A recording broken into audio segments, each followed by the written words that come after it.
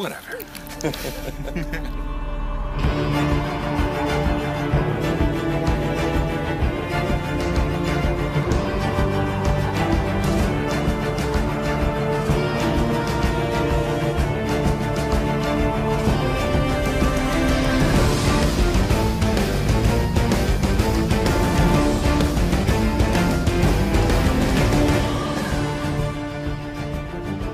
We are at the Edgecote Moor, or I guess it's called Danes Moor, by a bridge which we actually have in the game.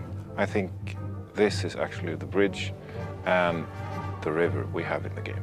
This is really out in the country, so we had to do kind of some Scooby-Doo mystery van traversing through, through the spooky countryside. Our odyssey through England is coming to an end.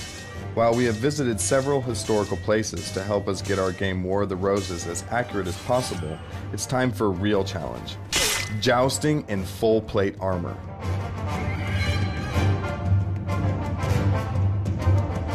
To start with, we're going to be looking down the line at our opponent, and when you're both ready, you're going to salute up in the air. So just go for the salute, back down again, and then you're going to set off into canter, going in a straight line. So you set off into canter, left hand down, holding the reins, couch under your arm, elbow tucked in, hand underneath, so you've got control of the lance.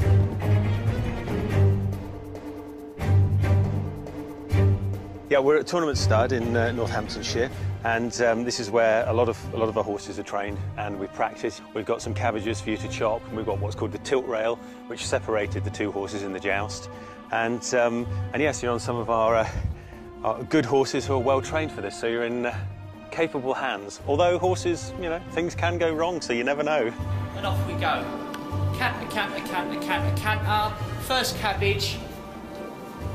Tournament probably first started as just training for battle.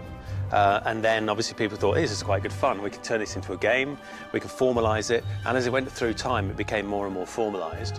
And then you had the situation where tournaments were a little bit like having a kind of a party, in that you would invite your wealthy friends. You would show them how wealthy and influential you were by the number of people you invited, the kind of things you had on your horse, and the kind of host that you were. So it's a very social thing. It always remained training for battle. And in the War of the Roses, we've obviously got some people are doing tournaments in combat harness with a few modifications for the joust, but not much.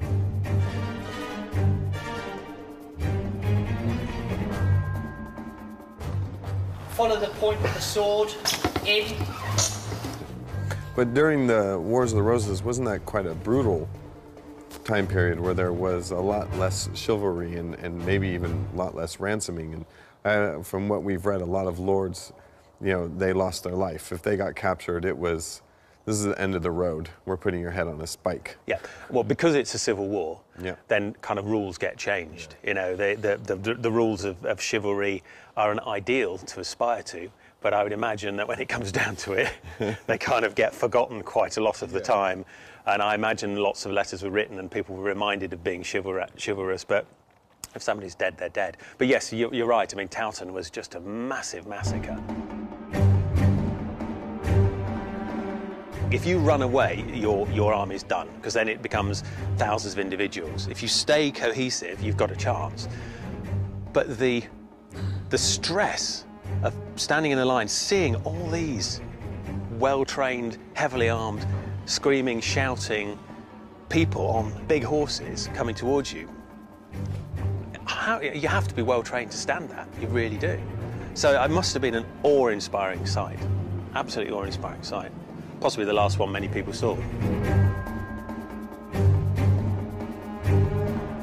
How do you react to this? Yeah, I'm not sure. This is so awesome.